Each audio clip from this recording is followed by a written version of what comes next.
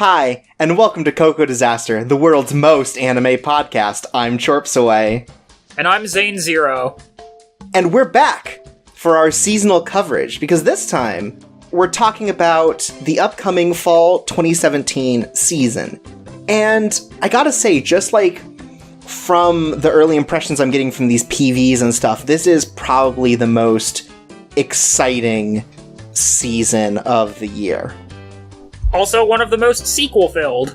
Yeah, it's full of sequels, and it's just, I feel like it's stuffed with more kind of interesting stuff, where it's like, I feel like when winter started, it was kind of a slow start, like not a lot of great shows coming out, and as the year's gone, it's built up until fall, where, you know, it's like, I started struggling to be like, oh, well, I should only watch this many shows because I only have so much free time, but like having to actually like, you know, dabble with what I want to actually keep up with and what I want to keep my eye on. It seems like this one is a little more packed than in previous seasons.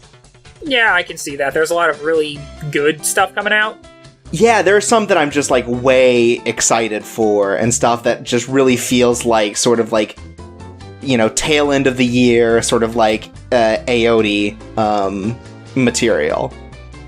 Or continuations of Audi and of Audi stuff. Yeah, however you want to pronounce it.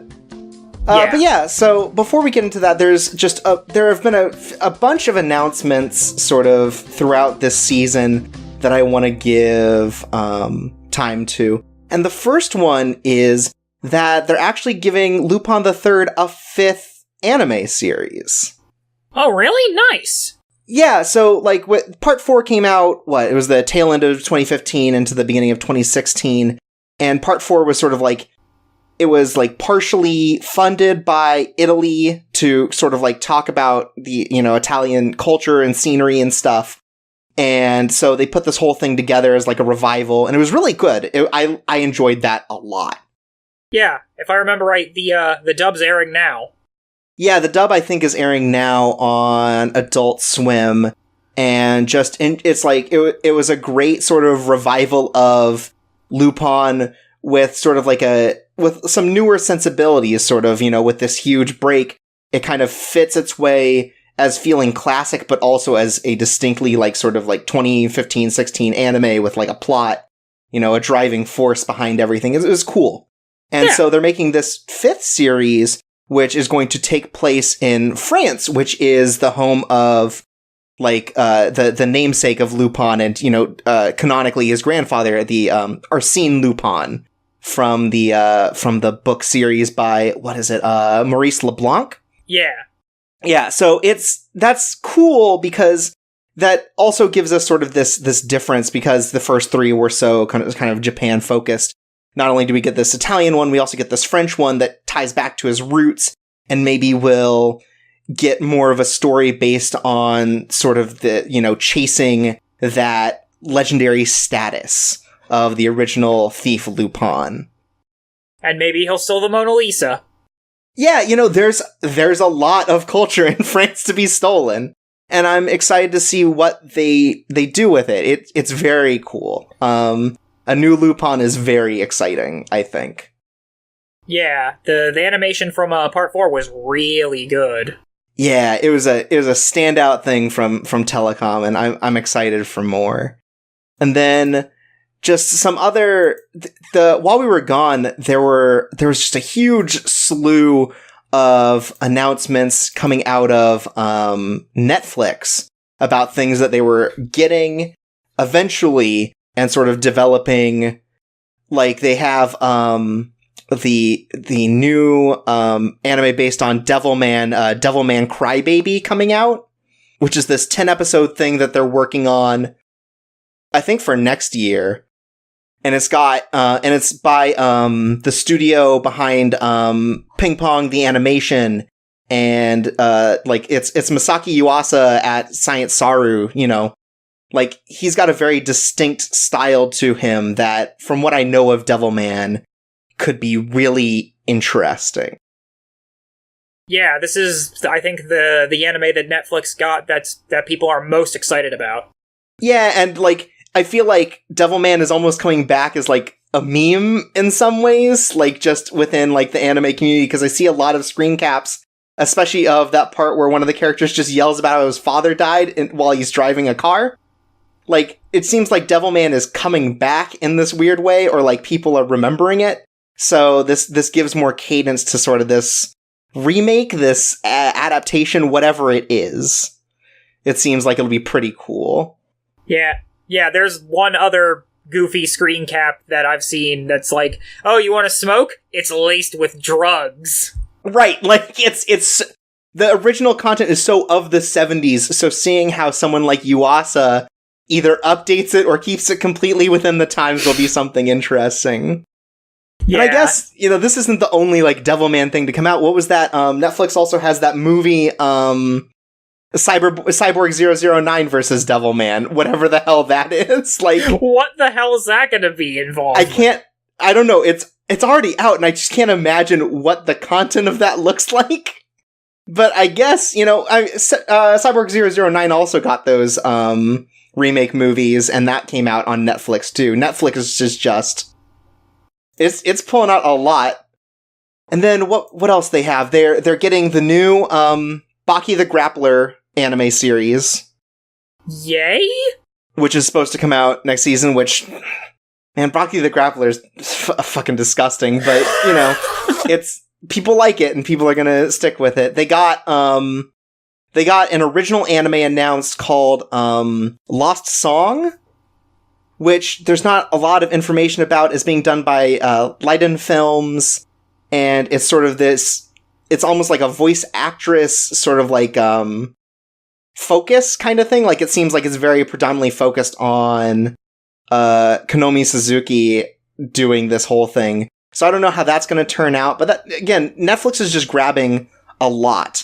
They're doing a remake CG anime based on Saint Seiya, Knights of the Zodiac. Oh, cool. People in Brazil must be very excited for that. Yeah, and like, I guess that, it's a way to re-grab an audience for that, given that it's just, like, Saint Seiya is very classic in both the good and bad ways, so seeing it redone might be something interesting. Yeah. And being done by Toei, who, Toei have had some really cool 3D stuff going on, like with their Pretty Cure openings and endings. Like, they've really stylized their CG to match what they want, rather than using it as sort of like a default. So that could be interesting to see. Ah, cool. They have another series coming out next year called Be the Beginning, which I don't know anything about. They've got Sword Guy coming, which is an anime series that I think was supposed to come out last year and just fell through. And then there was that Kickstarter for an anime called Cannon Busters, which was done, I think, in collaboration with Studio Satellite through what's his name? LaShawn Thomas, who's like this African American guy who's worked in anime and done directing and stuff. He also did an OVA for Crunchyroll, I think, called the Children of Eden or something, or Children of Ether. He's done work on The Boondocks, which was also sort of like this, this whole thing. So that's cool. Yeah.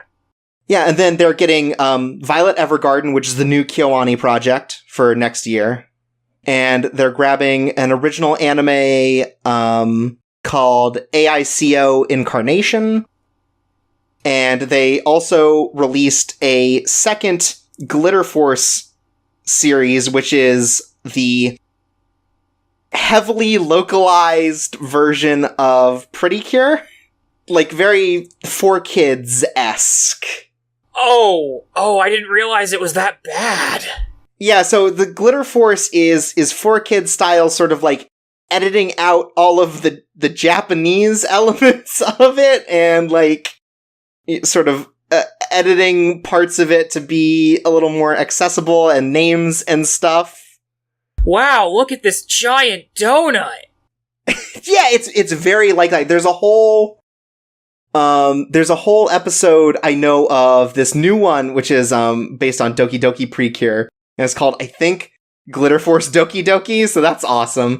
Where it's all based around the Thousand Poets card game, and they have to adapt that to be English, and like, there are so many things wrong with that, but I don't know. There is something also very charming about that sort of style in 2017 because no one does it anymore. Oh man. And I think fans in general have gotten to a point where sort of like there's an appreciation for that in maybe almost an ironic sense rather than just like disdain for them, missing out on these on these anime. And it's a wild thing because like this is the only Pretty Cure content the America has gotten since the original series, and we get it in this very, like, heavily localized and edited version. Hell. Because Saban has some kind of weird rights thing with it, where they're not willing to update it in this way, like... Of course it's Saban. Of course it is. Well, it had to be. Then just a couple other things that are coming out. The guy who's directing that new It movie is developing a live-action Robotech project, which I think at some point they were going to do a Robotech movie, and this might be part of that, where, you're familiar with Robotech, right? A little? It's the American version of 3 like sci-fi mecha series from the 80s. The original Macross, Cavalry Southern Cross, and Maspaeda, where in order to fit into like American TV scheduling at the time, they had to take these 3 series and turn it into one because they had to have a certain number of episodes. How did that work? It was like 3 different timelines where they separated them by thousands of years so that they wouldn't have to worry about that a lot. Holy shit! Yeah, it's this wild thing, and this, the original series this is based on and Robotech have both been released on Amazon. I don't think through Anime Strike. I think this was pre-Anime Strike.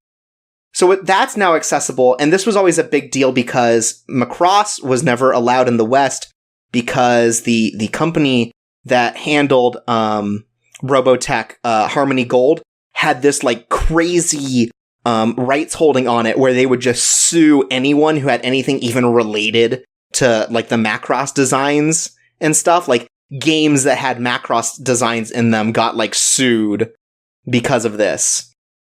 And Harmony Gold is losing the rights on that soon. So maybe that'll mean Macross comes over, but as it is, the Robotech license is being turned into this live-action project, which may be a movie, maybe a TV series, but just like this, it's a wild thing, and it's interesting to see this, like, come back. It definitely sounds very interesting. Yeah, it's wild. They're making a Persona 5 TV anime series next year. Oh boy. Which... I don't know, maybe that, I mean, it seems like there were a lot of gameplay problems people had with Persona 5, so maybe this fixes it, but also, having seen Persona 4 the animation, I'm not getting my hopes up. Yeah, that's my thing, is that, they're gonna make another Persona 4 anime. Great. Yeah, because, like, the Daybreakers was fine, but the Daybreakers got to just be whatever it wanted. It was just like a 1-episode thing, they didn't have to do anything else with that. You remember Handshakers from earlier this year? Pure garbage. They're making a stage play based off of it. What? So apparently, Handshakers did well enough to deserve a stage play based on it. Which, I don't know if this means that eventually it's going to turn into some kind of fucking multimedia franchise. But that seems impressive given that, like, certainly the Western reaction to it is, like, with nothing but, like, disdain. Is this the power of irony watching? Oh my god. I mean, I bet, it's more likely that, we're gonna get, let's say, like, Death Note Netflix sequels because of irony watching, which that also released in between seasons. That did. as did Netflix's other weird anime-esque thing, Neo Yokio, which is helmed by the vocalist and guitarist of band Vampire Weekend and stars Jaden Smith and several other popular people. I think Steve Buscemi's in it. I don't know. But that just released, and whoo, buddy. Wow. This apparently was supposed to air on Fox's ADHD programming block, which had, like, the Axe Cop cartoon. So I heard. And that failed, and I guess Netflix saved this, of all things. So that's something. It's certainly something from the screen caps that I've seen. It's certainly got a giant Toblerone in it. It does. Another thing is, in the continuing adventures to anthropomorphize everything, we lost, so the Content Collection people and the Token Ranbu people were going to make one based on Japanese shrines, but that got canned earlier this month. I think because outcry was that, hey, this is actually starting to get disrespectful because this has religious ties, so maybe don't do this. Ah! But it's okay, because I believe that group is now doing a mobile game based on American Revolutionary War guns. So we've moved from ships to swords to guns. And they're all very, like, American, sort of like, you know, like the jacket designs and everything. But they're also basically, like, these absurd, like, pseudo Fire Emblem designs for how much they're, like, just shoving shit on these character designs. Oh my god, so that's what all that art I've seen has been from. Yeah, there's one that's like, it's like, his name's just Kentucky, and he's got, like, an American flag flying off of, like, half of his pants, like, as, like, a pseudo cape. It's a whole thing. This is something. It's so much. It's so much, and I'm glad that this continues to happen. Oh boy. They're making another manga based on Daigo, the professional fighting game player. Good! Daigo the Beast, Umehara Fighting Gamers. I think this is the second manga coming out based on the life of Daigo, the Beast Umehara. Which I guess, since he's, you know, sort of I feel like he is the biggest Japanese fighting game player. He deserves it in some ways. It's just wild as a thing to exist. Like the Steve Jobs manga, like, it's just a weird format to do sort of this biopic in. I hope it gets an anime. Oh, that'd be cool as hell. But yeah, so that's all kind of the big news that happened that I wanted to talk about. Just a lot of acquisition stuff, you know, a lot of announcements, things that are interesting, some things that could be really exciting going forward.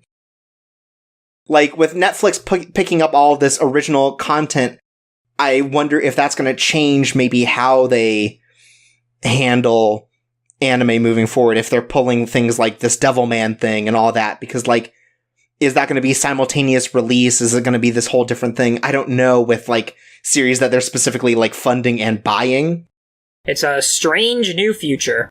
It is, because, like, it definitely feels like there was that period where it's like, oh, Crunchyroll and Funimation have joined forces. There is one source with which you get anime from now in the West. And then Amazon and Netflix decided to join in, and they've got their own sort of, like, subscription stuff, their own way that they handle kind of, like, content delivery and stuff that really shakes that up. And I think, depending on sort of how all of these different companies handle it, may change the climate of anime in the West, and sort of how it's presented, how it's produced, how it's given to the users. So I wonder how this is going to develop, if, like, it's going to get worse or if things are slowly going to get better. based on kind of the success and failure of different series and different streaming services. Yeah. But let's talk about happier things, and that's next season's anime. Heck yeah. So, starting off, as we always do, let's talk about... We each have one series that's being left over from this season that we're continuing on. So, Xain, you're still watching Fate Apocrypha. Yeah, I am. So tell me a little bit about that right now, sort of at this point, just kind of a general... We'll cover it more in the review show, but how does it feel right now? What do you expect moving forward? Well, we are about halfway through the story. Thankfully, this week is a recap episode to cap over everything. Fate Apocrypha has been very much sort of an ensemble cast story with two specific main characters, the homunculus Sieg and Jeanne d'Arc. But a bunch of other characters have gotten some spotlight. There have been some pretty cool fights. But the big half-way through the show twist is just played out, and it looks... And I have no idea where it's going to go from here, because it's... Okay. Yeah, I've been enjoying it so far. It's been... Some of the animation has been a little weird in places, but what can you do about it? But I've been having a lot of fun with it. One thing that's different between this and like the other Fate anime, like Unlimited Blade Works, is that this show focuses a lot more on the servants and their characters instead of the sometimes boring human mages.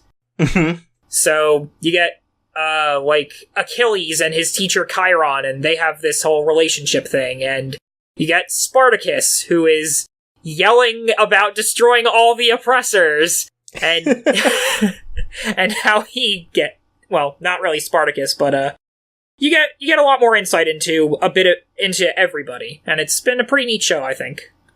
That's cool. So are these servants ones that show up in other like Fate franchises, or are they specific to Apocrypha? With Fate Grand Order out, I cannot say that. Okay, so that's right. That's a crossover thing to end all crossovers. I mean, like, sort of the other Fate stuff, like Stay Night and stuff like that. No, none of the servants in that show up anywhere else. It is a completely self-contained story. Okay. Are there any sabers? There are 2 sabers. Okay. Just 2. Just 2. There's all 2 right. of everybody. Okay. Oh, is that the like battle lines, or? Yeah, that's the whole thing behind the first half of the story, is that it's basically it's basically a team of each class of servant versus a team of another class of servant, and they fight it out to see who gets the big holy grail and who gets to make their wish come true. That's kind of cool. Yeah. And then my leftover series is Welcome to the Ballroom, which at the time of recording has just hit the story split, which for some reason is at episode 11 instead of 12 of this 24 episode series. But Welcome to the Ballroom has been sort of like I keep going back and forth on it, because I feel like there are some problems with the way it does storytelling and the way it handles its characters. But when it hits, I feel really strongly about it. Like, it feels really good. The way that they exaggerate movements and motion is really, it's really striking, it's really strong, and it seems like the split here is sort of, the first 11 episodes are sort of your like introduction into the world, and sort of the first arc where the main character realizes, oh, I'm not actually that hot as shit, I've got to practice more. And moving forward, it seems like this is where people really got into the series. This is where they introduce sort of like the main character's new partner that everyone seems to really like. So I'm really excited to see how things change at the sort of like halfway point, and the way that things develop from here, because it made some good strides towards fixing a lot of the early problems I saw with it. So I want to see more of it. I want to see how that all develops and how that changes, and if it does. Nice. Yeah. And so, this last leftover, I almost forgot it. I don't know how. I could have done that, is Yu-Gi-Oh! Vrains. Yu-Gi-Oh! Vrains continues to happen, and it being on sort of like a seasonal schedule that's like half a month off from every other season seems really weird, because at this point we're kind of stopping in the middle of a plot line.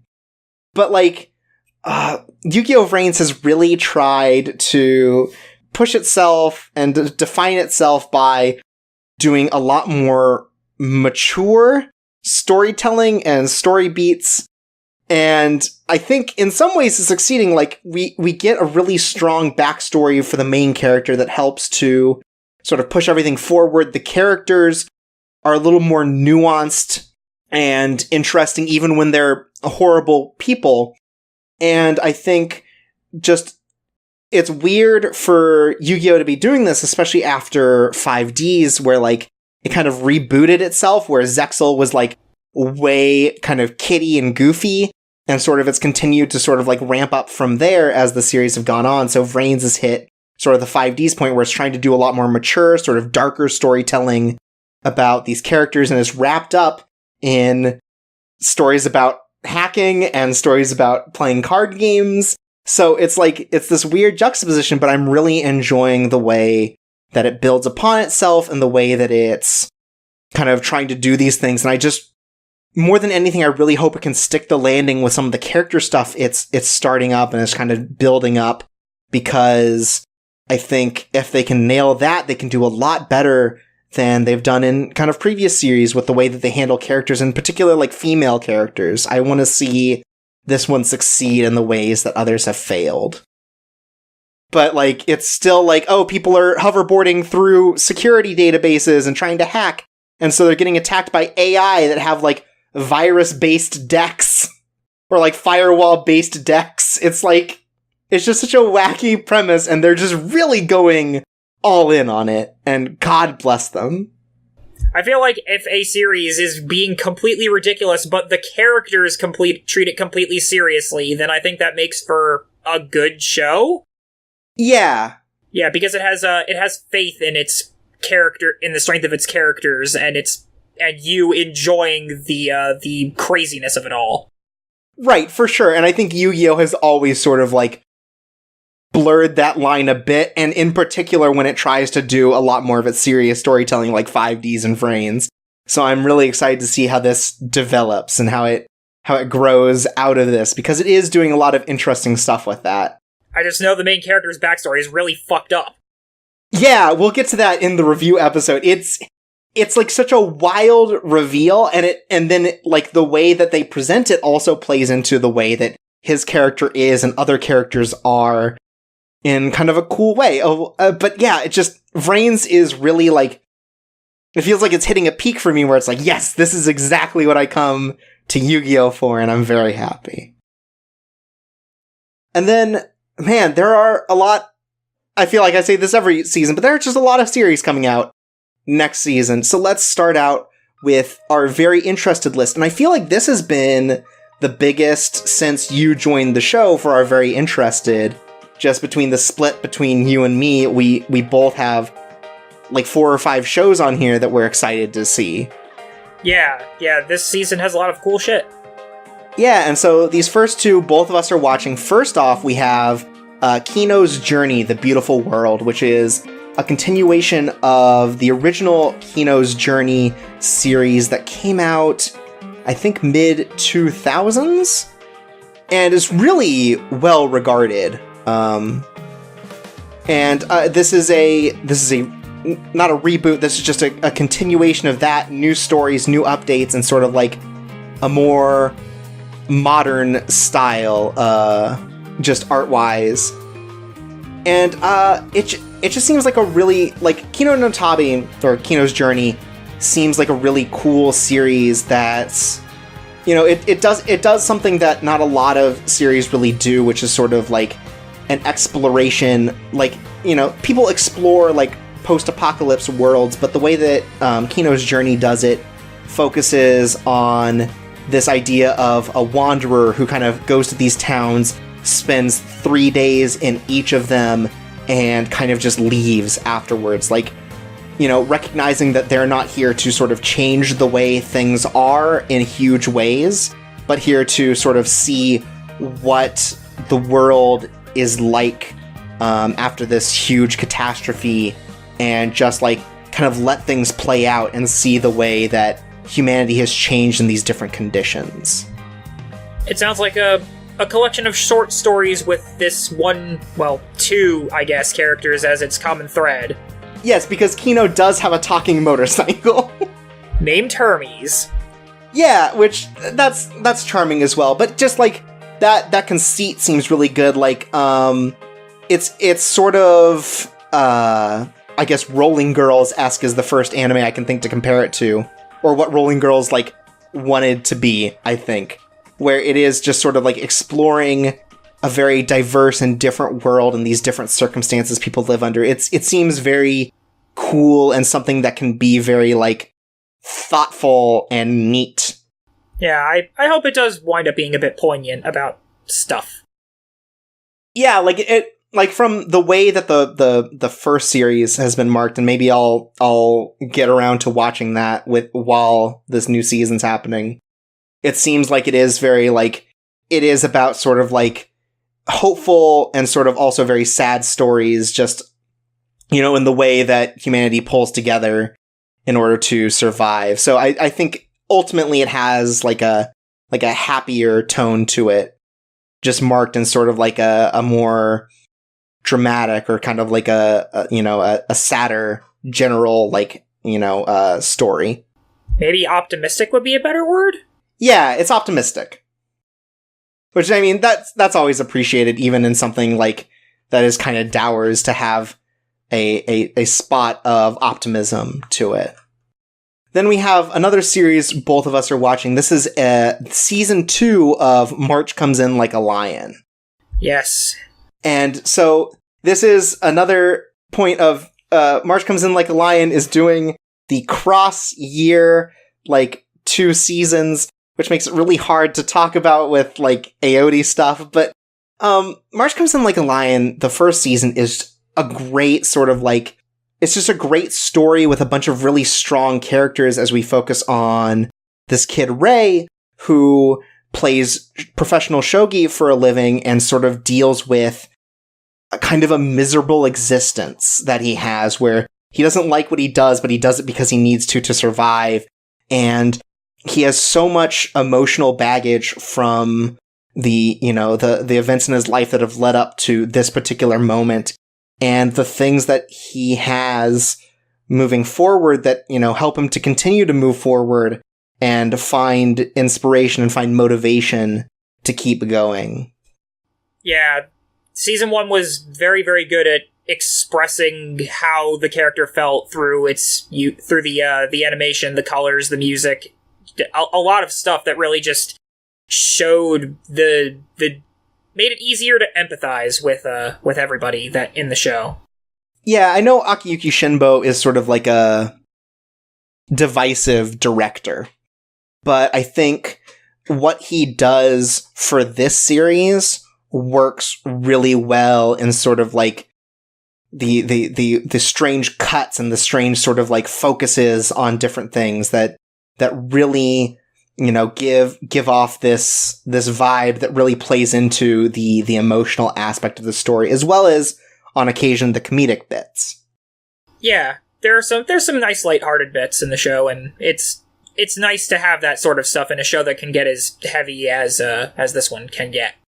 Yeah, and like near the end, I was kind of sad that we didn't get to see more of the 3 sisters.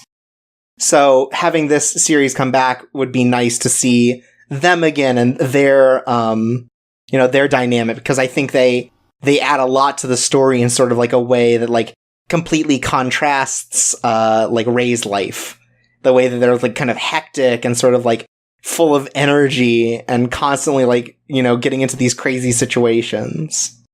Yeah, I think that's one thing that people are most excited for about the season, is that we get more of the dynamic between Ray and his pseudo family.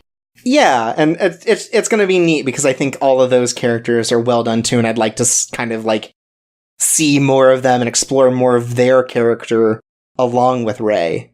Yeah, I'm excited for the show a lot. Yeah, and also, if Nikaido comes back, he's a great rival friend, goofy little character in this series. Totoro is a very good character. Yeah, he's a good friend. He does his best. Then this next one is one that you stand for a lot as a series, and has definitely been one I've been sort of like on the fence about, just from sort of the initial reactions and sort of the initial story. But tell me about Food Wars: The Third Plate. Alright, so this is the third season of Food Wars, or Shokugeki no Soma, and it's about this guy, Soma Yukihira, who goes to this school called Totsuki Academy, and basically it's this crazy over-the-top cooking school where the threat of failure is always bearing down on you and you'll get expelled or whatever, but if you can survive their crazy challenges, then you're basically guaranteed success as a chef. And the draw of this show is the over-the-top reactions to all of the food that can sometimes get, that at least at the start of the show was hornier than it is, but I feel like that as the show has gone on, that's been toned down. It's still there. Mm-hmm. Yeah, it's still there, but it's not quite as much as it was, and this season in particular introduces what is currently the main villain of the manga, as well as some of the elite 10 of the academy, the 10 best chefs that are there, or at least more of them, and basically there's an actual plot that gets introduced. The I guess, love interest character, Erina, gets a lot of character development. She gets more likable. There's just some stuff that people can look forward to, even if it does get a bit, oddly paced at times. I've got faith in it. Okay. Yeah, it's just one of those things where, it seems very Yakutate Japan in that it's sort of, about these absurd people who cook and the way that it, ridiculously affects other people, and I think I was just turned off by the initial sort of weird sexuality that was attached to those reactions. And you're saying that cuts down a lot more as it goes on? Yeah, I feel like it stops back in the first season, once you got to the training arc, it sort of kind of cuts down on that and just goes for over-the-top reactions instead of sexual ones, like eating food so good it turns you into cabbage-themed magical girls.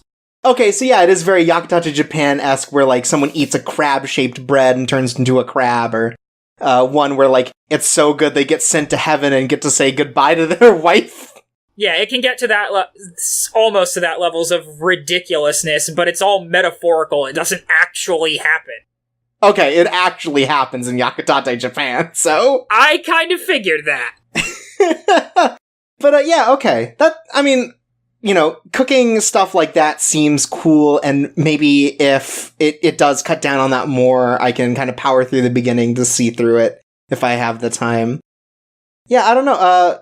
Man, anime food looks really good, and it seems like Food Wars really knows how to plate that shit. Yeah, for real, because if I remember right, all of the recipes in that show are done by an actual chef. Oh, that's cool as hell, then. Yep. Do they, when does, I know exactly, two things about Food Wars, and it's the part where they make cooking look like a Yu-Gi-Oh! Parody, and there's the chapter that is, at least in title, a parody of, the girl who leapt through time.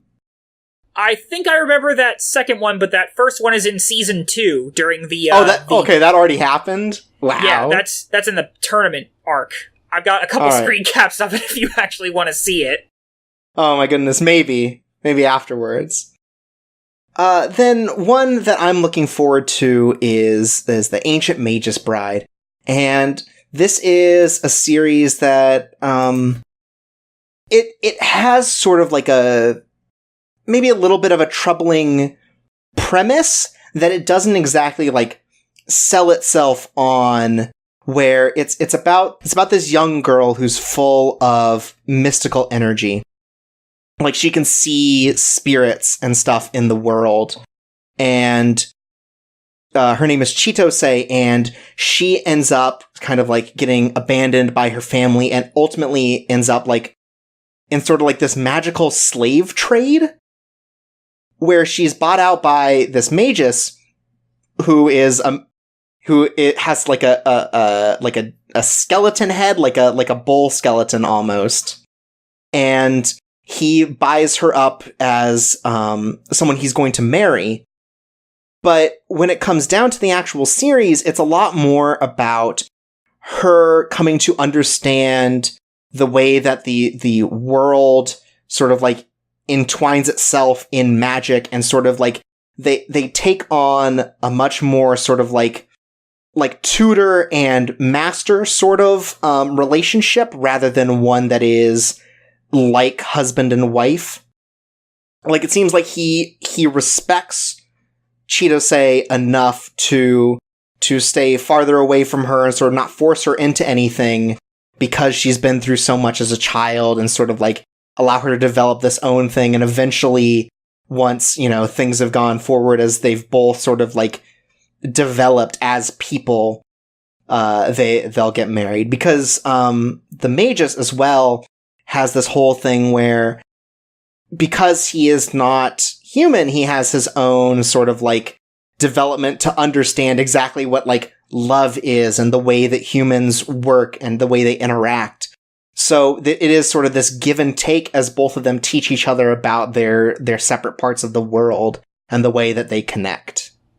Huh, that sounds a lot more interesting than I thought it would be at first. Yeah, it's a weird thing that kind of sells itself strangely, but I think I've been reading the manga since it's been coming out in English, and it's a really great, like, evocative series in sort of the same way that, like, Natsume's Book of Friends is, where it's sort of, like, just exploring a world filled with magic and trying to explain the way that these different things happen.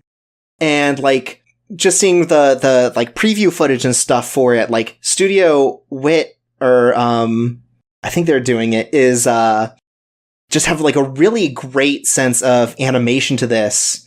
And I'm really excited to see how it looks in motion. Yeah, I'm definitely going to keep my eye out for it. Yeah, it seems like this is sort of the big name sort of franchise, like, adaptation that's coming out that people are really paying attention to. So I'm excited to see how that goes, because I really enjoy the manga, and I think some of these things in motion could be even better. So I'm excited to see that. Nice. So your next one is one that I think until like a week ago didn't actually get announced as like the franchise it's part of, but this is Garo Vanishing Line. Yeah.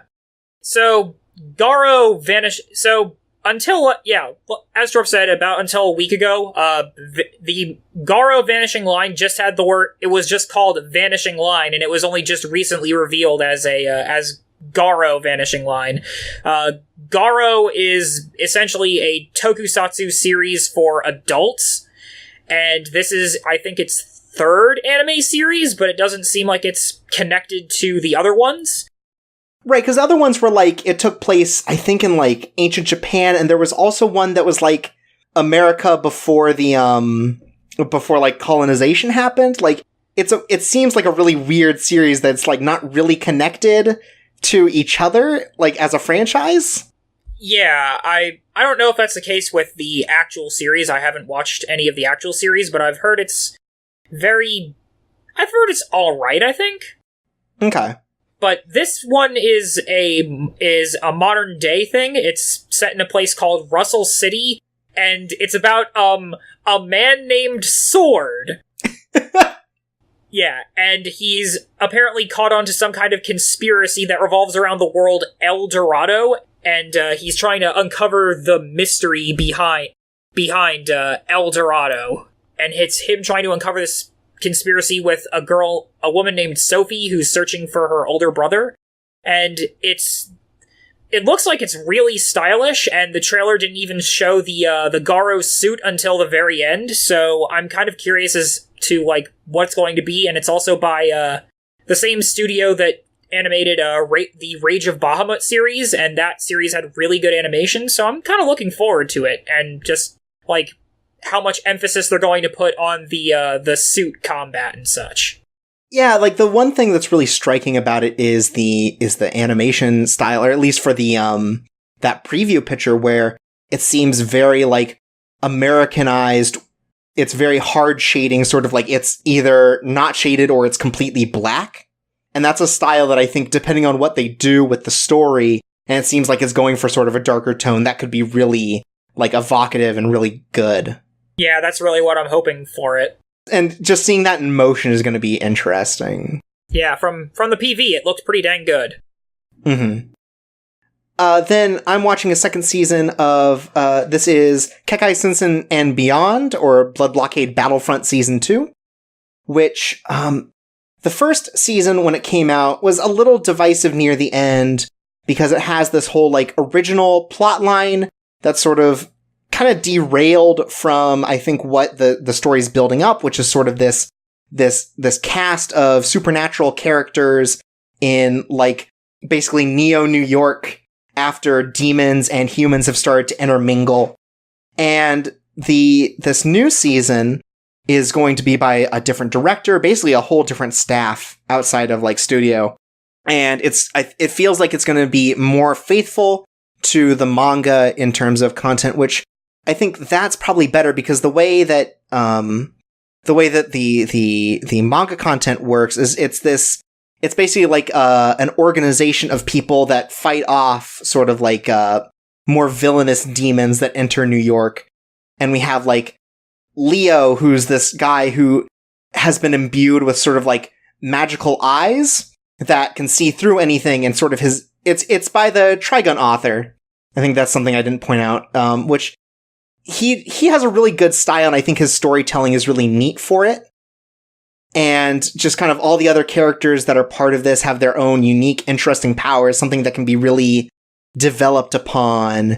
And so I'm excited to see how this second season handles the source material and handles telling the story, now that it's sort of not like, caught up in this original story it's going to tell.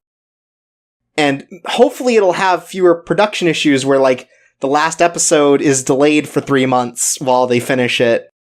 So, I'm hoping for just a more stable and a more consistent story out of it, because I really liked the first season of Blood Blockade Battlefront despite its issues, and I just want to see more of that and more of the world that's built there, because there's a lot of neat stories, I think, within that world. Yeah, I heard Blood Blockade Battlefront was pretty dang good, and I don't know. I don't know why I never started watching it. If nothing else, it has a very strong style to it, and I think Yasuhiro Naidao has a good job of doing that. So yeah, it's something interesting, and I'm really excited for that one. Style is important. And then this last one here is a thing that I didn't know existed until it got announced, and just feels weirder the more I know about it, which is Juni Taisen, or 12 Wars. Yeah, so this is a very basic setup.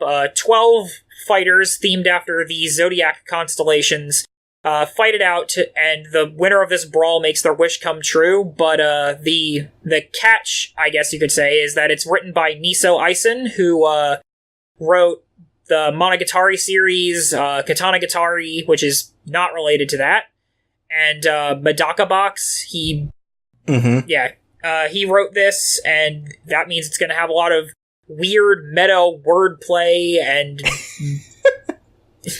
weird meta untranslatable, like untranslatable Japanese nonsense. Yeah, but it's going to have a lot of witty dialogue, a lot of probably messed up characters, and I like his style, honestly. And the other thing I know about this anime is that it's got music by Go Shina, the guy who made the music for Tales of Legendia, which is good music. That's pretty cool. Yeah, also some of the music from Tales of Zestiria, the only good part of that game. And one thing that's kind of been striking me as I see footage and stuff is I think it's all in 3D, which is weird because, like, in stills, I feel like I can't tell the difference. It's only when it's moving. It's this weird particular style, and, like, the character designs are absurd. I think is that they're like very distinct, they're very different, and they're all sort of like wild. And I think that's, I don't know, it's weird because I feel like if it doesn't look like Monogatari or Katanagatari, I'm instantly sort of like confused as it being a Nisio Isin thing. But this one's very like realistic. Like everyone's got these like muscular bodies and sort of like a lot of definition and tone to them that you just don't see in other series that are drawn for his work. I think he's had a different artist for every one of them, and it's the writing style that gives it away. Right, it's just that he has very very particular quirks that he constantly puts into his writing, for better or worse. Yeah. Oh, God bless him. If nothing else, Nisio Isin is doing things that other people don't. Is that always good?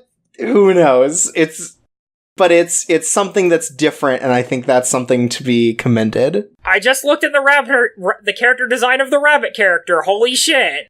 Oh, you just saw the main character. Yeah, this is something that I don't know how it's going to be played into, sort of the story, but yeah, he might be the main character, but the rabbit character is a dude who is dressed sort of like as in sort of the sexiest bunny girl outfit you could imagine. I have no idea what this show is going to be, and I love it.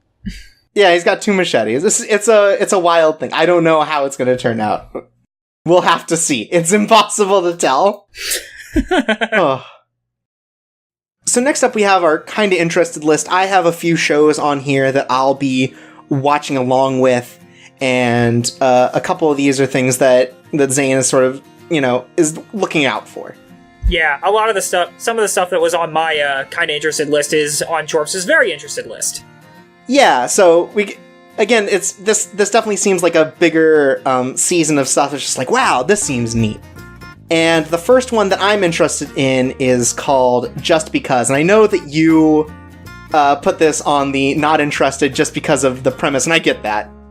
Just Because is a story of a bunch of high schoolers as they get ready to graduate and sort of expect their lives to just sort of flow. They don't expect any shakeups here at the end. They expect to just graduate and move forward. And a transfer student comes that ends up shaking up the way that maybe they look at graduation and the way that they look at themselves, and just kind of redefines sort of the way they're looking at their lives. And I'm interested just because this is like an original series. This is something they're doing that, is kind of different. And I really like sort of high school stories that are about sort of like those shakeups. They're about sort of like the way it redefines how you look at the rest of your life. And it has art by the original artist for what's that? It also got an anime short series. It was the one that got pulled off of YouTube for being too hot. Chihuahua on Mondays. The person who did that art is also doing the art for this, and it's just like, I don't know, it's just a really like nice, clean style that I really appreciate. And not a lot's known about this as an original series, but I'm just hoping to get something really like, I don't know, like a little lighthearted, a little dramatic, but ultimately sort of optimistic, like like a Kino no Tabi or something. But I get why people wouldn't like this. I mean, not everyone has the same high school experiences, so some people maybe don't want to relive that. Mm-hmm. But this next one is one that I had no interest in until I got sold on it by comparing it to Humanity Has Declined. Oh. And this is Girls' Last Tour. And so Girls' Last Tour is this manga series about again sort of this almost post-apocalyptic sort of setting. Like, civilization has completely died, but these two girls, Chito and Yuri, are on, like, motorcycles and, like, tanks and stuff that are left over. It seems almost like they're in, like, Russia or, like, one of those sort of, like, Northern European countries. And it's just about them sort of aimlessly wandering through the ruins of the world and kind of exploring the world. And while it's tough for them because they have to find food and they have to, you know, hunt for things to be able to fix their mechanic stuff. Like, they're still trying to find fun in it. They're trying to find the hopefulness in the world. And I hear that it's sort of the style is more in the way of Humanity Has Declined, and sort of like this comedic kind of goofy way of bringing charm to sort of this post-apocalyptic kind of thing. Yeah, I've seen a few screen caps of the manga here and there, and everything but the human characters are, like, really super detailed and really good-looking, and the human characters are just, like, these tiny little blobs, or... Right, they don't have noses, like, their heads are squished, like, they have, like, fully sized bodies with chibi heads, and it's very strange. But I think that's a style that, if it is going for sort of this Humanity Has Declined kind of thing, it feels like that's gonna kind of play into sort of the dichotomy between them and the rest of the world. I don't know, I'm interested in seeing how this one turns out just from that recommendation, having just kind of like gotten into Humanity Has Declined. This seems like kind of a cool thing to look out for. Yeah. Yeah, I'm pumped. Then there's Children of the Whales, which, again, not a lot going for it, but like, at least as far as like information I have for it, but Children of the Whales seems just like very like JRPG, like everything I see from it is like Tales-esque, from the character designs to the size of the cast to sort of like the story that they're building up about it, and like the environments feel really like Ghibli-esque in the way that they're stylized and they're detailed. It's about this group of teens who work as like archivists on this thing called the Mud Whale, which is this island that floats across the world, which is like kind of this endless desert. And a lot of these people who live on this Mud Whale have been given the ability to use these particular superpowers distinct to each of them. That unfortunately means that they end up dying young.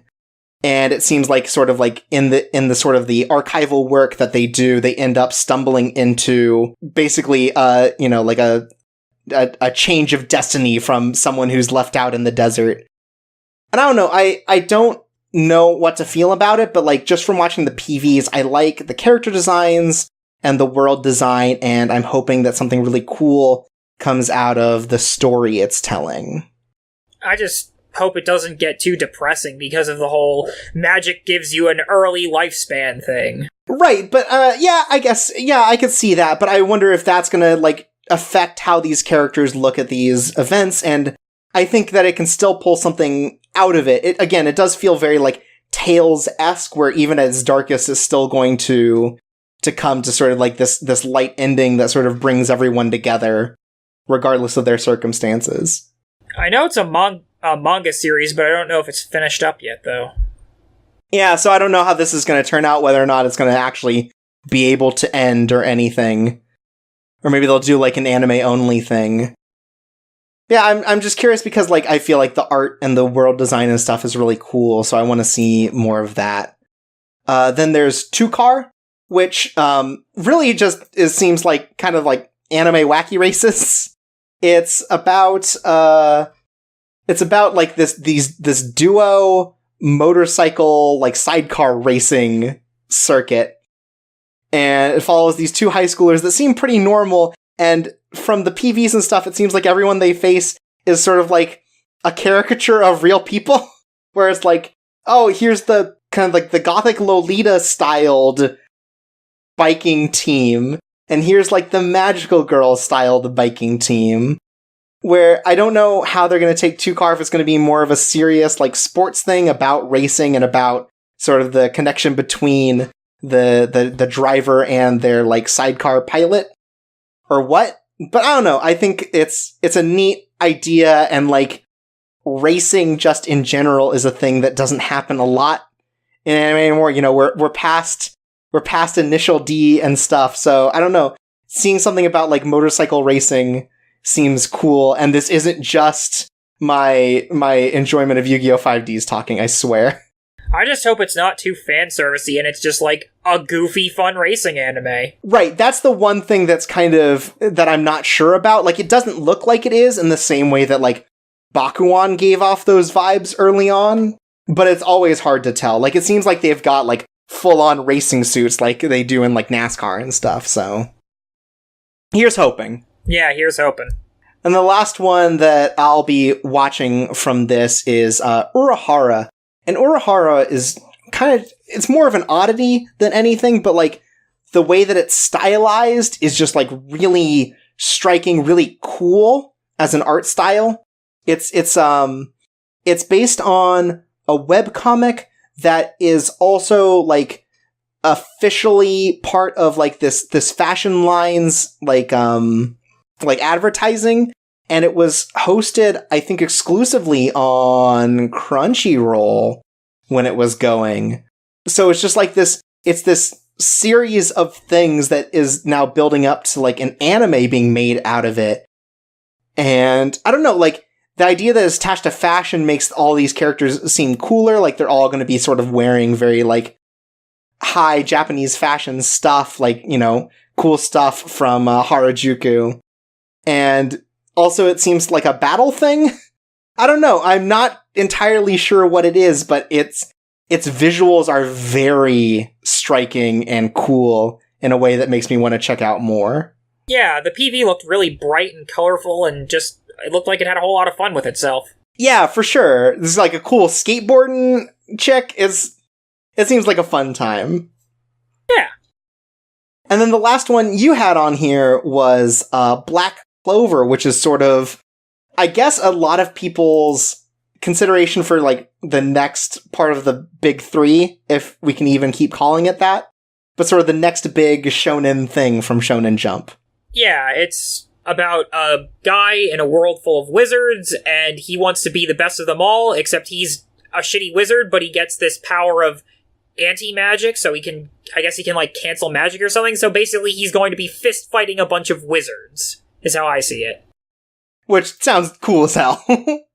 Yeah, and it hopefully will be much more fun with its premise than Fairy Tail. Yeah, like, I think the worst thing I hear about Black Clover is just that it's sort of, like, typical, which isn't necessarily, like, a bad thing. I'm interested to see how it turns out because, you know, these sort of big, these shonen things are so, like, wildly divergent, it feels, in how they become popular and stuff, that Black Clover might be cool. It can be, even if it's just by the books, it can be still done well. Yeah, yeah. You know, if it can execute well, that'll be good enough for me.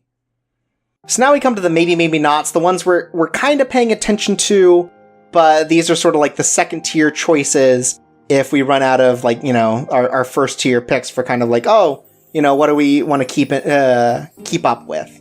And the first one on here is Inuyashiki.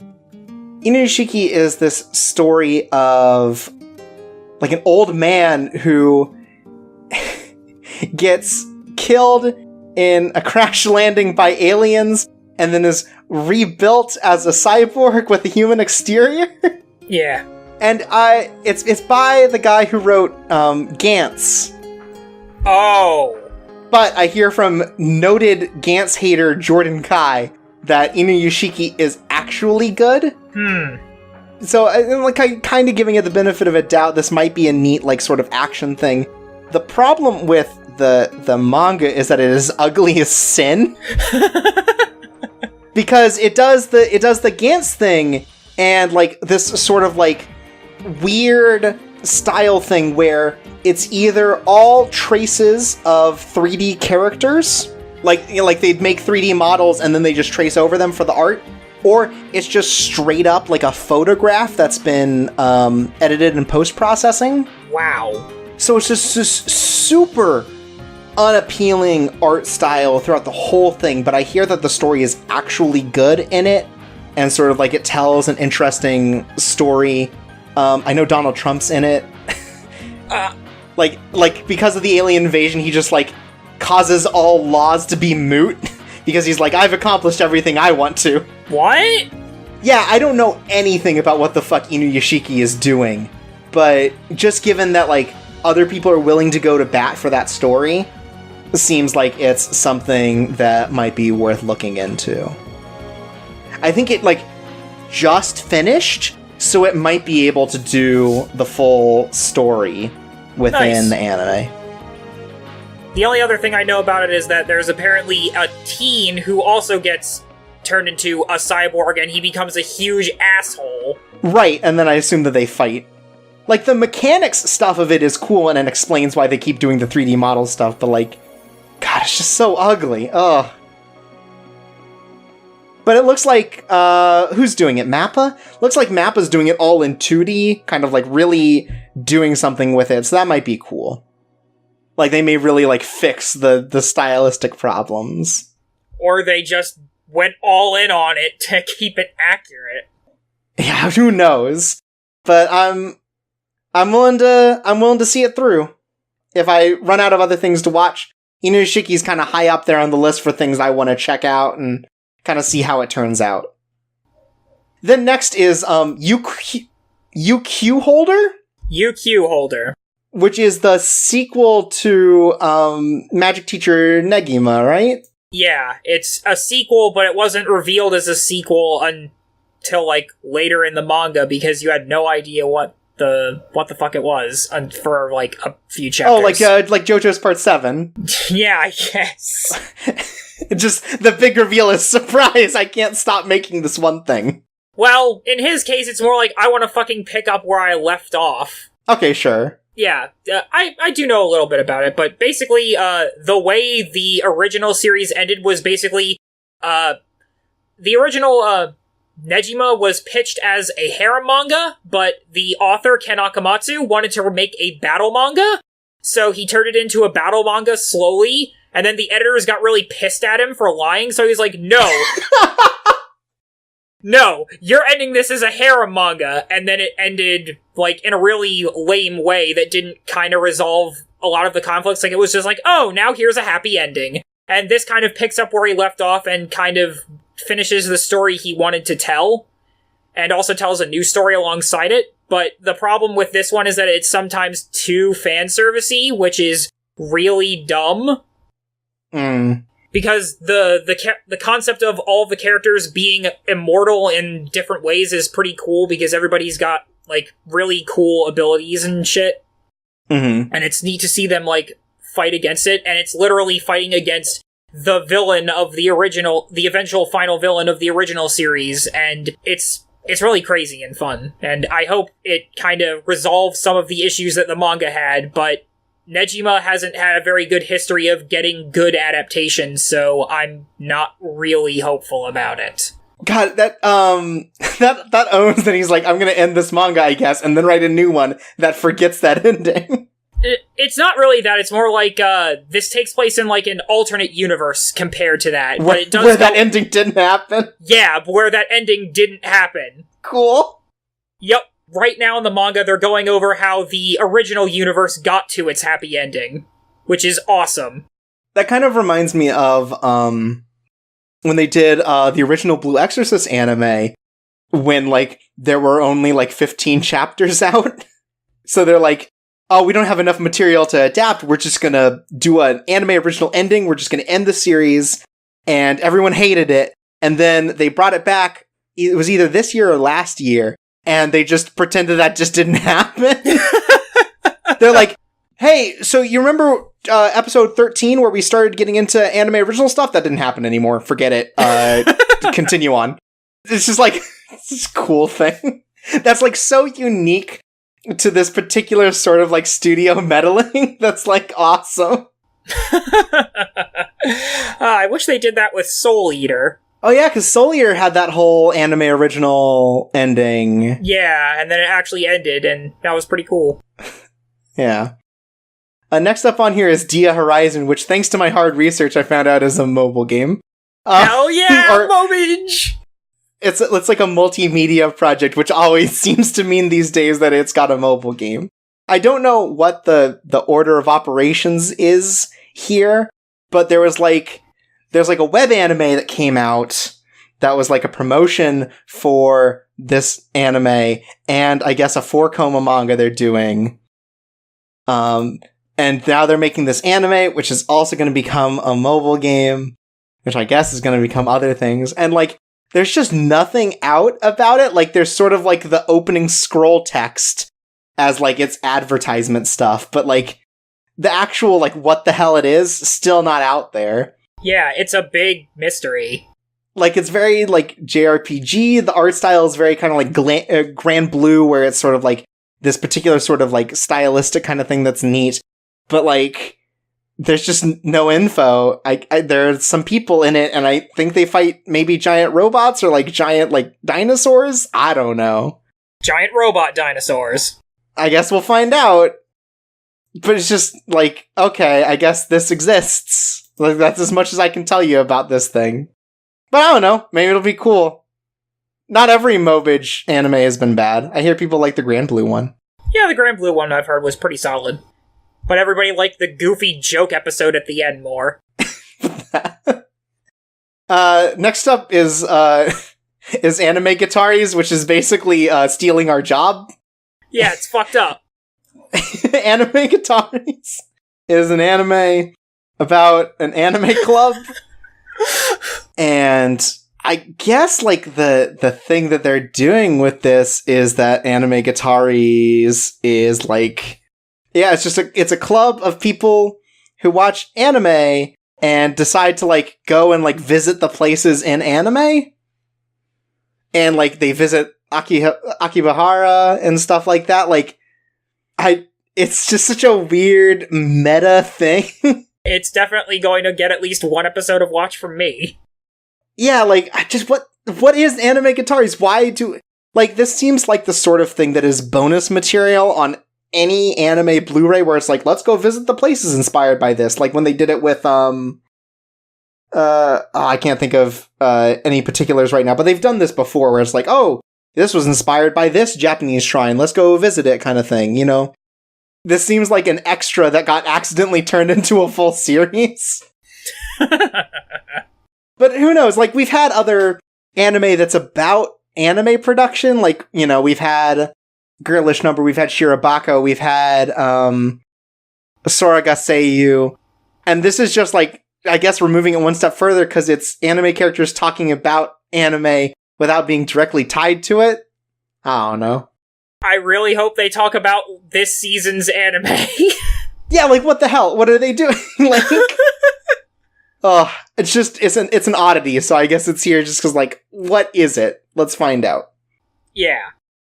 The next one is something that, I don't know, it's cool, I just have no attachment to it, which is Infinity Force, which is this 3D CG series, I think based on a manga that came out, like, last year about, I guess, like, all the classic Tatsunoko superheroes showing up and fighting the villains. Like, it seems like it's just a big crossover kind of story. From the PV, it looks like a bunch of characters get forcibly turned into these Tatsunoko characters.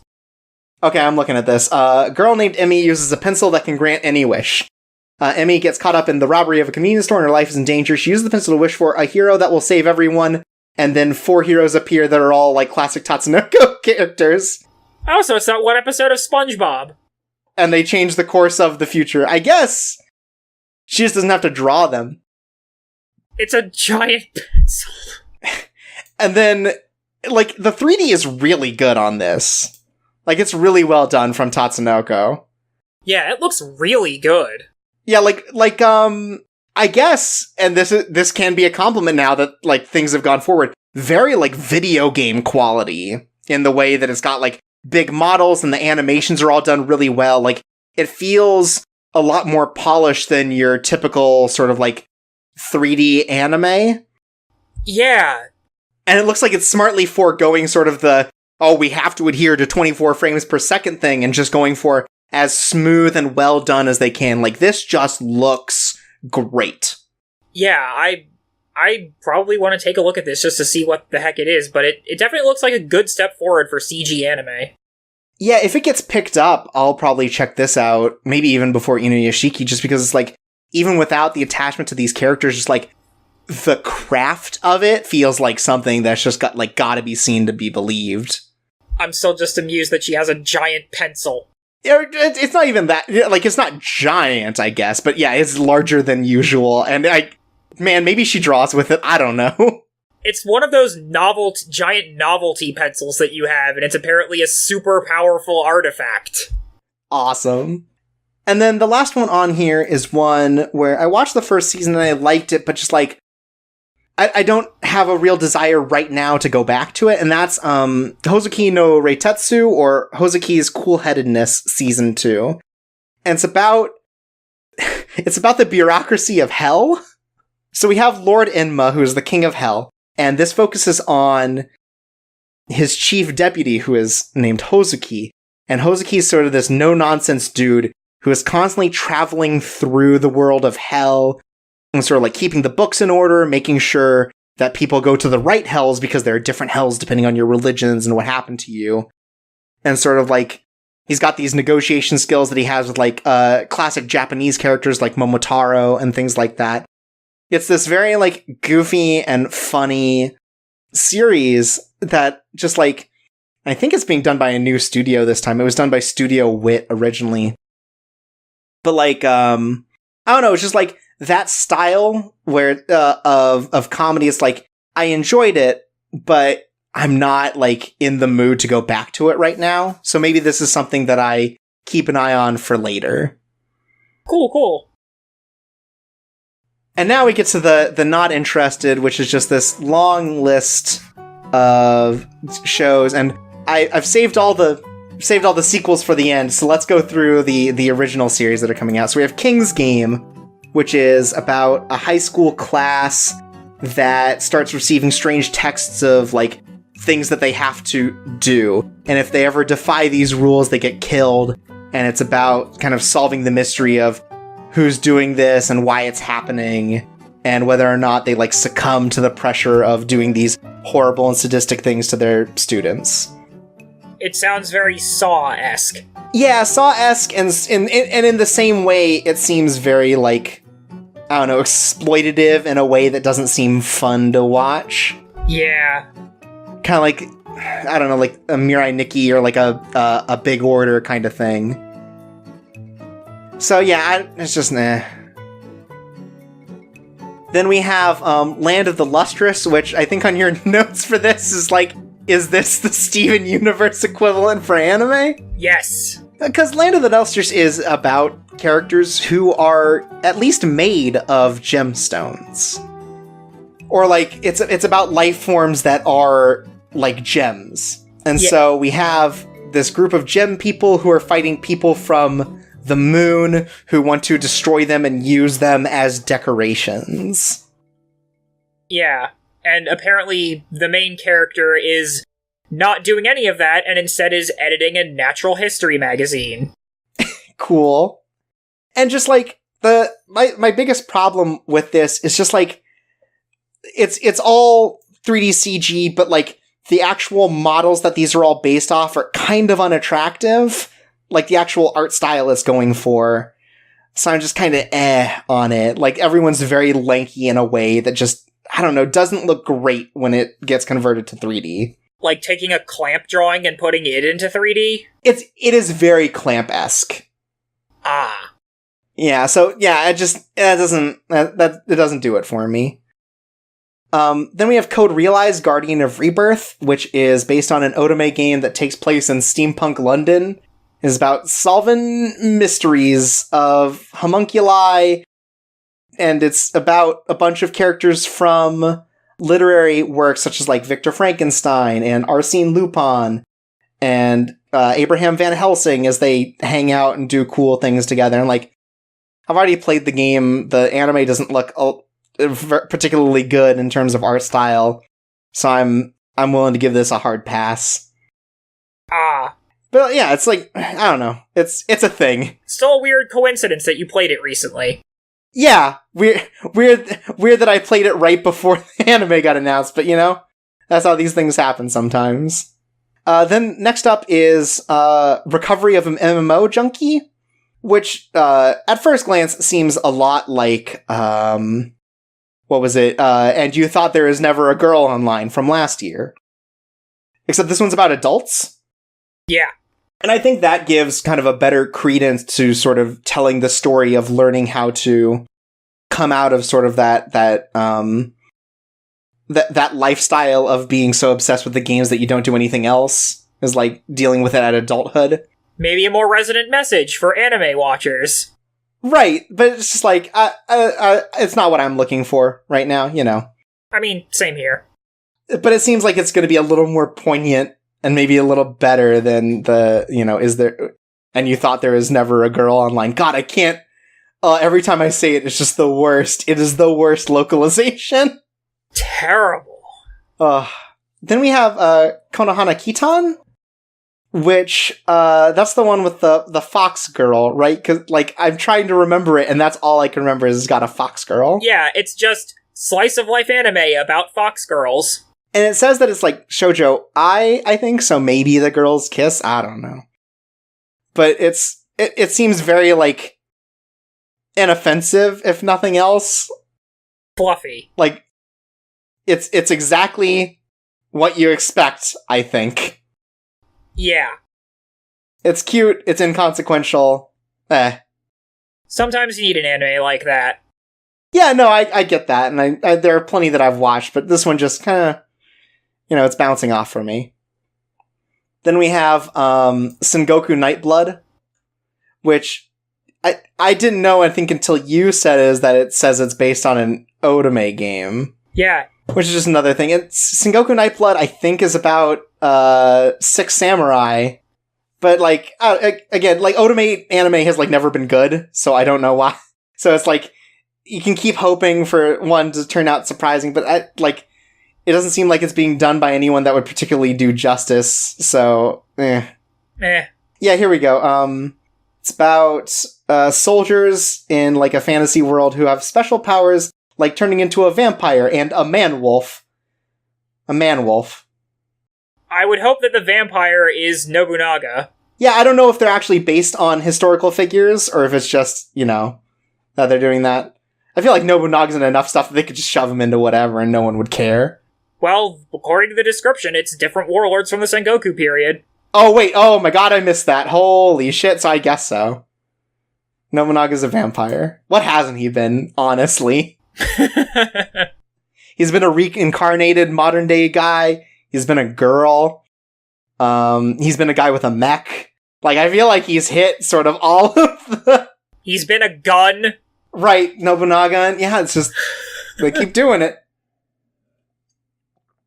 Then this one is I thought this was supposed to come out last season, but this is RoboMasters, the animated series, which is based on the real-life robotics championship RoboMasters. And I just thought at the time that, you know, it seems cool that they're putting a focus on sort of this, like, low-level robotics stuff and the way that it actually, you know, is in the world and the way that they build these things and, you know, the people who are in it.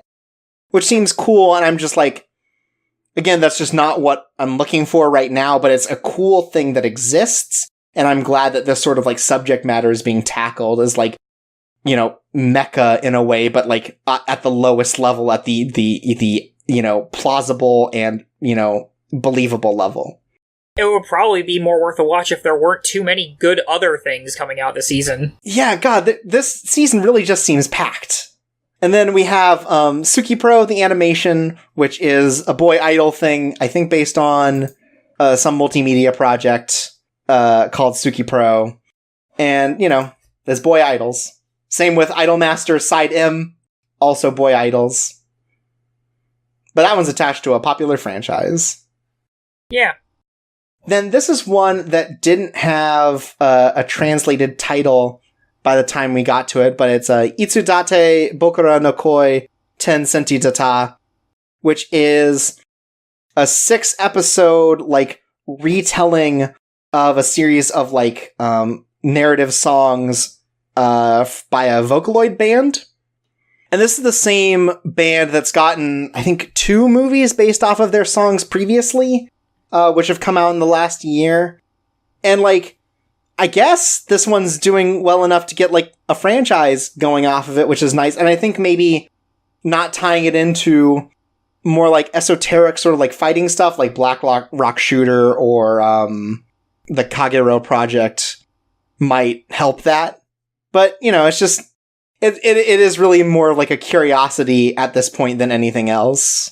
It's neat that this keeps existing, like, people keep trying to make things based off of, Vocaloid songs. Maybe one day they'll be successful. Yeah! This seems like the closest it's been, right next to Black Rock Shooter. Maybe people will like this one. Then we have, Dynamic Chord, which is Boy Idols, again. Boy bands instead of boy idols. Oh, sorry, yeah, you're right. Boy bands. I apologize, they play instruments, so you're right. Then we have... This is a weird revival. It's Pingu in the City. And Pingu, originally, was a European claymation cartoon about a penguin. He goes newt newt. Everyone loves him. And this is just... Polygon Pictures, I guess, has picked up this license from wherever it is and decided to make another full series about Pingu, who moves to, like, a big city and learns about all of the jobs in it. Oh, that sounds nice. Yeah, it's a nice thing. And again, it's just kind of weird that, like, of all the franchises to get picked up, like, Pingu? This just seems weird. But yeah, like, hey, good on them. Maybe they realized all the meme gifs of him. Yeah, I mean, Pingu's gotten pretty popular as a meme. Maybe they can bring him back. People can have more newt newts. Then we have Xian Ping Jiating, or Frankenstein Family, which is based on a digital manhwa about this guy who has, like, taken his family and all done, like, weird genetic experiments on them, and then he gets arrested. So it's left to his son to take care of the family, which is full of sort of, like, wacky characters who have weird, like, genetic oddities to them, like wings or tentacles growing out of their back and stuff. Which, like, I mean, sure, but man, maybe they'll make a good manhwa adaptation too one day. Maybe. Like, it feels like manhwas always get, like the lower rung sort of, like, studios and stuff, and I'd like to see that, you know, get better, because I think there has to be, like, good manhwa out there, and maybe we're just not seeing it. And then, as far as things that I think are going to get picked up, the last one is all of the sequels. All of them. So we're just gonna, real fast, Himoto Umaru-chan R, second season about a horrible gamer goblin. Never watched the first one. People liked it, though. It's got lots of good gifs. It does have a lot of good gifs of the horrible gremlin, Umaru. Then we have Love Kome, We Love Rice Season 2. They love rice. How did it get a second season? Who knows? Then we have Love Live Sunshine Season 2. Even though I watched the first one, like, I need a break from idols. I've watched too many idol things recently. And by that I mean, like, last year, but I need a break. Yuki Yuna is a Hero Season 2, which I think is supposed to be, like, half prequel, half sequel to the original series. I didn't watch it. It's what everyone claims is, like, the first real, like, Madoka-like. So, I mean, there's an audience there. Oh yeah, I remember hearing it's a Madoka derivative. Yeah, I don't know how true that is, but hey. Time Bokon 24, Season 2. It's a dumb, like, time travel through history kids series. We have Wake Up Girls Shinsho, which is another idol thing. The only thing I know about this one is that it's not helmed by the original creator, who seems, for all intents and purposes, like a major D-bag, so maybe that's for the best. That sounds like it's for the best. And then we have Classicaloid Season 2. I don't know why that got a second season. Did you make it through the whole first season? I did not. I made it about halfway through and then I just stopped caring because it just got really derivative. Yeah, I felt that way pretty early on, where it's like, oh, all the jokes are going to be the same, aren't they? And I didn't go back, and I can't believe it's getting a second season. Me either. That seems wild to me. Like, it's going to have, like, 50 episodes by the end of all this, and that just seems nuts. Then we have Cardfight Vanguard GZ, which I think is the 5th season of Cardfight Vanguard G. Yep. Then we have Osamatsu-san Season 2. I guess Osamatsu-san's coming back, which means its fandom's coming back in full force, baby. All the horrible gremlins have been unleashed. Oh, it's right. 6 John Arbuckles, they're back. Oh no! Bigger and maybe better than you've ever seen them? Who, buddy? I can't believe it came back. I mean, it had to. It was so big. Yeah. Look, if they're gonna sell 6 individual PlayStation Vitas, all with different brothers on them, they did well enough to deserve a season 2. Holy shit, I did not know that. That came with, like, a special edition of the dating game where you can date the Who wants to date the Osamatsu dudes? Like, even if you find it funny, none of them look dateable or read as dateable. Look, someone really wants to fuck John Arbuckle. That's right. We don't know who it is, but we'll find them. We'll stop them. And so the last one is Gintama period. That's how they're differentiating it. And man, I keep thinking about getting into Gintama because people really like it and people think it's really funny. And also it's got 300 episodes, like 400 episodes, something. Yeah, it's so backwarded. It's way too much. But I think Gintama, the manga, is reaching its end, so I'm assuming that this anime is going to get closer to that with kind of the plot finally coming together in full force. Weird to see another Shonen Jump thing come to an end that's lasted since what, like 2003? It's been a while. Yeah, it's a long runner. Yeah. So, more Gintama. And then we reach the Poopoo garbage list, which starts out with sort of this one I'm not entirely sure about. I feel like I don't know enough to make a real judgment call about it, but everything about it sets off these red flags in my mind. This is Dies Irae, I believe it's pronounced. And it's about this guy in Tokyo who ends up having superpowers and has to fight against an army of Nazi wizards who, at the end of World War II, used some kind of, like, magic devil circle to make them all, like, immortal superhumans, like vampires and stuff.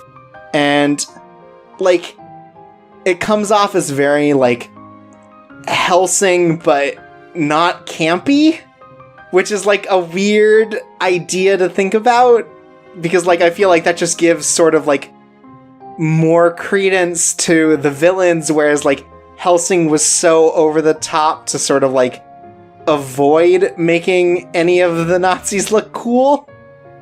And Hellsing was kind of at its worst with the Nazi thing anyways. I think it was always cooler when it was, like, vampire versus priest kind of stuff, like, difference of ideals rather than this weird, like, Fourth Reich kind of thing. So I know it's, like, a visual novel that people really seem to like, but, like, I know at least in one case you can, like, date one of the Nazi wizards. It's just, like, so many of these things give across this, like, red flag of content that, like, it would take a lot to convince me that this is good. And maybe it is, I just don't know enough about it. I don't have the 200 hours to spend reading the goddamn thing. It's apparently really long. It's also in English. Yeah, it did finally come out in English, and, like, the fan reaction is sort of the only thing that makes me think, oh, maybe this is okay, unless the fans are just, like, all horrible monsters. Where, like, the reason this anime exists is because they kickstarted it, and the reason that an English translation exists is because they kickstarted it. Like, the fan reaction has been so big, and people have wanted this so much, it's, like, weird to think about, and I just don't know. I can't make a judgment call saying it's good, but I feel a little more comfortable saying it's probably bad. It's weird. Yeah, and then we get to the things that are obviously bad. Okay, so this is, I think I put these in sort of descending order of badness, so we start out with the least bad one. This is Blend S, and Blend S is about a girl, I guess, who starts working at a maid cafe where all of the waitresses have to do, like, this weird S&M play with the the people who come to it. They all have to become terrible anime tropes. Right, and so, like, But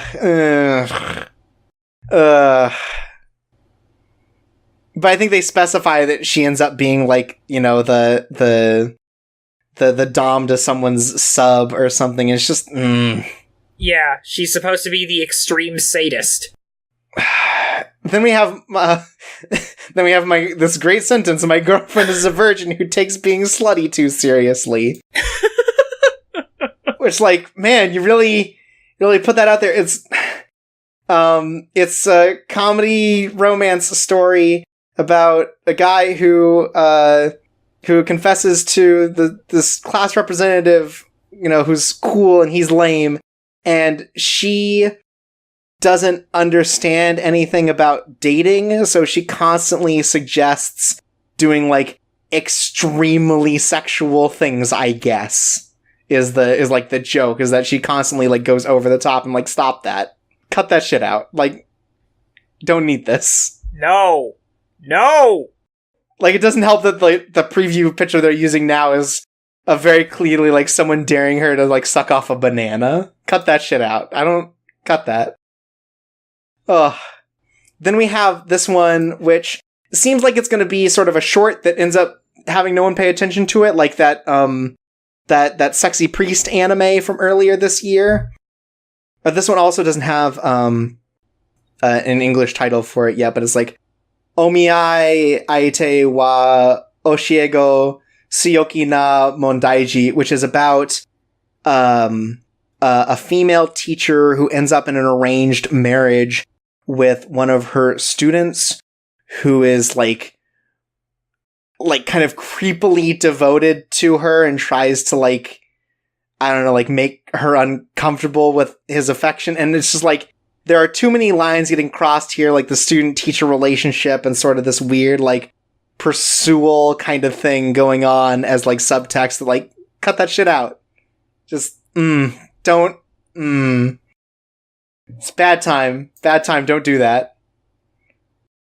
And then the last one is, I guess this year needed 2 Arrow manga senseis, because this is, what is it localized? This is bad. If it'd be good if only Little Sister was here. The highest level of garbage. Oh, it's just, from the title, cut that. It's about a light novelist who's a syscon, and they got friends who help him with his lights.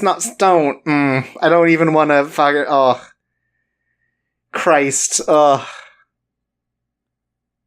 that shit out. We didn't need 2 of these in 1 year. Please don't do this. And I think what's fucked up about this is it's like even one step above Arrow Manga Sensei, where Arrow Manga Sensei, the reveal's like, oh, I guess they're like step siblings or something. They're not actually related. This one just seems full on, yeah, they're related. They're doing it. They're whole hog. Go for it. Like, no, Jesus Christ. It looks like it's step sibling again. Either way, it's just no, don't do that. Just cut that shit out. We don't need more of these. We don't need to encourage those people anymore. Yeah, it's just, it's no good. And, like, even the style and everything about the art and that, like, really feels like it's cribbing off of that, like, A1 Pictures style that they've used for, like, Ori-Emo and Arrow Manga Sensei. Like, everything about it just feels, like, so derivative and yet worse, because I feel like it's just so much more upfront about it. Ugh. It's just, ugh. Throw that shit in the garbage. But yeah, that's next season. Despite this handful of, like, really, it feels like really aggressively bad shows in comparison to some of the stuff from earlier, and the way that it handles stuff, like, there's still just a lot of good stuff, I think, and, like, even the stuff we're not interested in, clearly, people are going to be way excited about. You know, your Love Lives, your Gintamas, your Osamatsus, like things like that. There's just, it seems like this is a real like fan favorite kind of season where there's just tons and tons of stuff coming out that people are looking forward to. Some big name adaptations, you know, some revivals of stuff, and like, you know, writers that are popular coming through. Like it seems cool. Yeah, I'm pretty excited for a lot of stuff that next season. Yeah, this season looks way cool. Like, again, I had to kind of like pick and choose a little more carefully the things I wanted to start watching, because I was like, oh, there's so many things that seem interesting that might be a cool idea.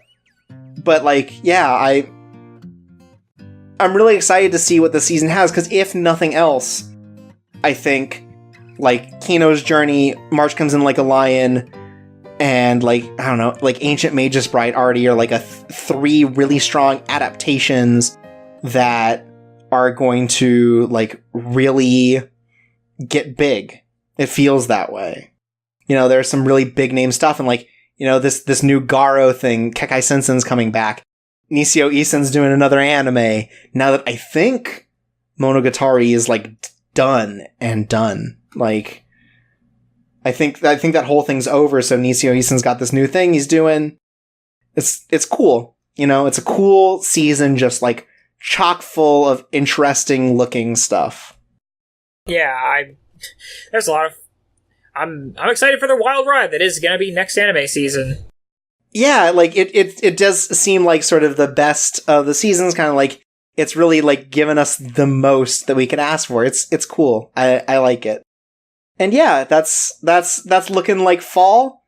Again, it's like, it seems like a really strong end to the year that might really like shake up sort of my initial impressions for like AOTs and stuff, because I felt like I had like a decently solid list going into this, but like now it's like, oh well, all of these things might just like completely overshadow, you know, series from before that I was way into.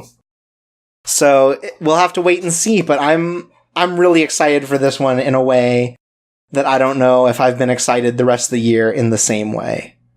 Yeah, but that's our preview episode for Coco Disaster. If you feel like maybe we like wrote something off that you know about that's like could be really cool, you can either tweet at us at @Coco_disaster, or you can send an email to sort of the Coco Disaster email repository, which is chorpsawaysa, chorpsawaysa @gmail.com, or you can throw it in our fan Discord, which I guess I made over the season. If you go to our Twitter, you can see our Discord, you can hop in. You know, that's actually pretty slow, all things considered, with just occasional discussion, so it's pretty easy, kind of low maintenance thing. But if you have any things you want to send in for the show, you can send them in there. And, you know, this podcast is available on all your favorite podcast feeds, iTunes, Stitcher, Google Play, wherever you want to get your RSS feed from. And you know what? If you like us, leave a review. If you don't like us, please don't. I feel bad. I'm already, you know, I'm already have like self-confidence issues. I don't need you guys just playing into that. So only nice reviews, please. And yeah, like, you know, we're doing Coco Disaster. You can find us at cocodisaster.com, where we have sort of the new episodes. We have all the places that you can find our content. You can find us on Tumblr at vanilla-blessing.tumblr.com, where me and friend of the show QB occasionally just like kind of write something on a whim if we find something interesting about a show that we want to focus on.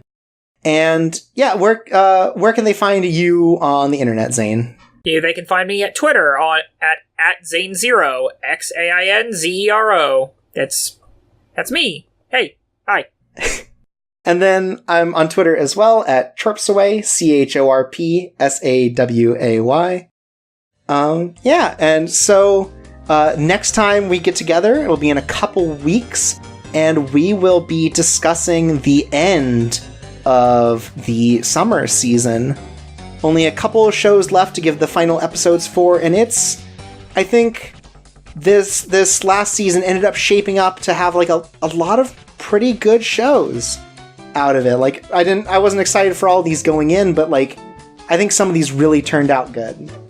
Yeah, there were a lot of good shows. Some of them may have ended on a wet fart. Yeah, look, there's all different kinds. But there were some good shows, there were some baffling shows, there were some bad shows, and we'll talk about all of the ones we watched next time when you join us for Cocoa Disaster. I've been Chorps Away. And I've been Xain Zero. Sweet dreams.